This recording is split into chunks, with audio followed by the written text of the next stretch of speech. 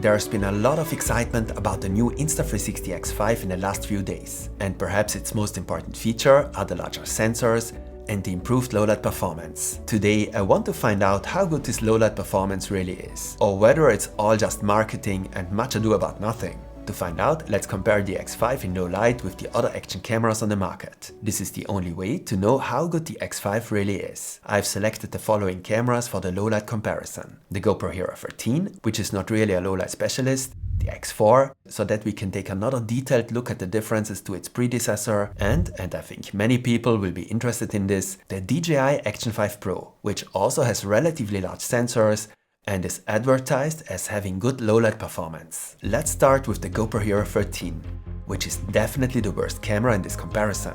Today I'm going to show you a series of longer clips so that you can form your own opinion. And I don't want to judge too much myself. It would be more interesting to know what you personally think of these shots. You should be aware of one thing when it comes to low-light comparisons and action cameras. Performance in low light generally improves the more light a sensor can capture. For better results, it therefore makes sense for the exposure of the individual frames to be as long as possible. In other words, the shutter speed should be as slow as possible. However, this leads to a problem. If there is movement in the shot, and this will usually be the case, a slow shutter speed leads to more motion blur, which is problematic. This is because none of these cameras have optical stabilization. All shots are stabilized electronically, but the electronic stabilization needs very sharp images to work well. If there is too much motion blur, it no longer works. The recording starts to jerk. It's no longer well stabilized. You can see this clearly in this comparison with the Hero 13. The Hero 13's shot is very poorly stabilized, and I have not deactivated the Hyper Smooth stabilization here.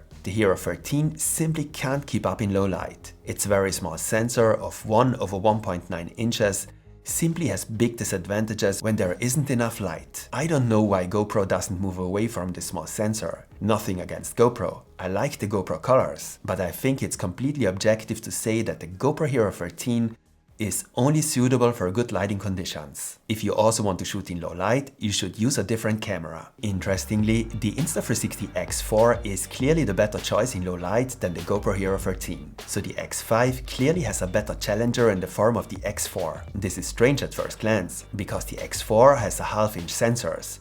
Image sensors that are even smaller than those of the GoPro Hero 13. But the reason why the X4 performs significantly better is obvious. These are all 360 shots, and as you know, they are still reframed in software. That's also the great strength of 360 cameras. You select the optimal framing in post, so in the app, and therefore don't have to pay attention to perfect framing during the recording itself. And this processing step also makes it possible to further improve the image quality of the shot. Mind you, this happens automatically. I've not made any deliberate edits here. All shots were imported, reframed in the app, and exported in the app's default settings without any additional filters. And as you can see, the X4 can still keep up pretty well as long as the lighting conditions aren't too bad. What you can already see, however, is that the X4 naturally slows down the shutter speed to capture more light. But since the stabilization is done in the app, and of course also with the help of the recorded gyroscope data, the stabilization of the X4 can still keep up well. What is nevertheless noticeable due to the slower shutter speed is that the image no longer looks as sharp and has a somewhat smudgy look. You can clearly see that a lot of detail is lost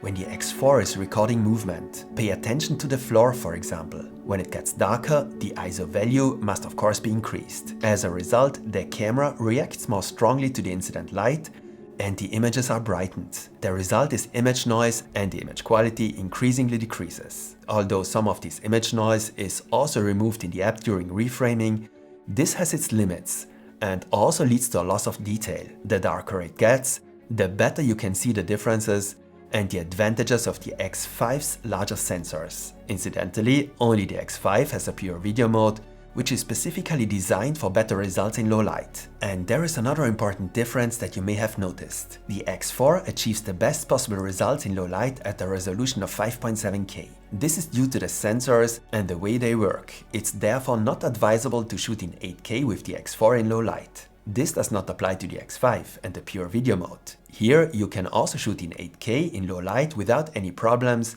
and don't have to worry about poorer results. This is also an important difference. Here you can see a few comparison shots in single lens mode And of course, the X5 also performs significantly better here. The image from the X4 has significantly more image noise. It should be noted that the X5 does not have a pure video mode in single lens mode, for the reasons I mentioned earlier. That is the advantages that arise when reframing in the app. You should use both cameras in 360 mode for the best possible results in low light. Well, and then of course there's the DJI Action 5 Pro. Just like the Insta360 X5, the Action 5 has its own recording mode for low light, the Super Night mode. At 1/1.3 inches, the Action 5 Pro also has a similarly large sensor to the X5, which has sensors of 1/1.28 inches. And there's something else that's important to say. All the shots in this video were taken with the automatic settings. With no camera did I try to change the quality using manual adjustments. In addition, the best possible recording mode and the best possible resolution for low light were also selected. This was 4K on the GoPro, 5.7K on the X4, the pure video mode on the X5 and the super night mode on the Action 5 Pro. I had actually expected the Action 5 to perform best of all the cameras in this test, or at least as well as the X5, also because the specs are very similar. By the way, I have no information on the aperture of the X5. Of course, these two cameras create a completely different look. The field of view of the X5 is much wider. After all, it's a 360 camera. But what really surprises me is that the Action 5 doesn't perform any better here. The shots from the Action 5 have visibly more image noise. Perhaps you can't see this so well on YouTube, as some of the image noise is lost through compression. But I can assure you that the difference is clearly visible on my screen in the uncompressed version. And then of course, it's also noticeable that the Action 5, like the Hero 13, has difficulties with image stabilization. I've already explained the reason for this, and also why the X5 has advantages in this context, apart from the significantly wider focal length. And I would also like to add one more thing. All the cameras in this test are compact action cameras. Of course, they are not low light specialists or night vision devices, because it's already very dark here. These are conditions that are not ideal for any of these cameras. And I'm very impressed with how well the X5 performs in this comparison. I was particularly surprised by the comparison with the Action 5. So maybe I'm looking at this the wrong way. What's your view? Do you have a different opinion on this subject? Or would you have expected something different? Let me know in the comments. You can find links to all the cameras in this comparison in the video description. For the X5, you will receive an additional gift if you use the link in the description. And yes, I know, two important cameras are still missing in this comparison. The Insta360 Ace Pro 2, and I think also interesting for many, the Insta360 One RS 1-inch. There will be a separate comparison for both cameras. As seen earlier, the X4 didn't do too badly in this comparison. So if you haven't seen it yet, there is a detailed comparison between the X5 and the X4 on my channel, where I not only compare the low light performance, but also show all the other differences. Be sure to watch it. And stay tuned, as I said, there will be more videos about the X5. Give me a like as feedback if this video was interesting for you, and see you next time.